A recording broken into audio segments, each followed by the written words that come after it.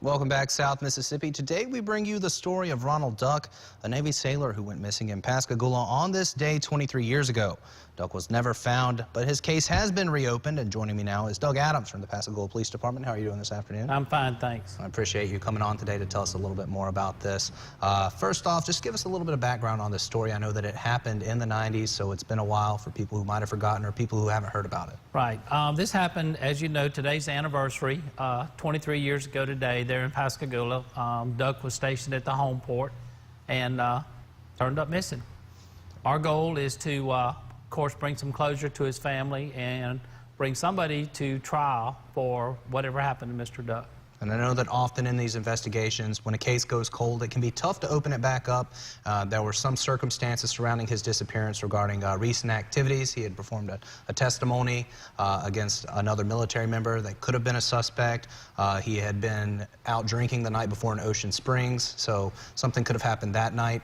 But whenever these cases do go cold like this, what do you look for to try to open it back up and solve it? Well, as you know, as time goes along, people's conscience sometimes gets the best of them, and they offer little tips to us here and there.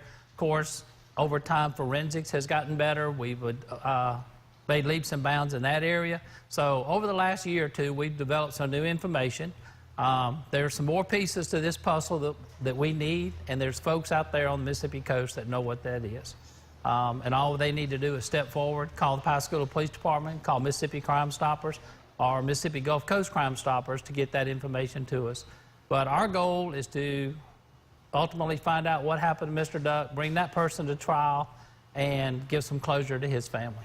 And so for people out there who, they might know something and not even realize it, they think, oh, I might have saw him before, and they think that's irrelevant. I don't know enough to help you guys out. Every little thing is important. If you could just call us, because that may be the one little piece that we're looking for that connects a lot of dots in this case. NCIS has been working on it over the years, as long as the Pascagoula Police Department.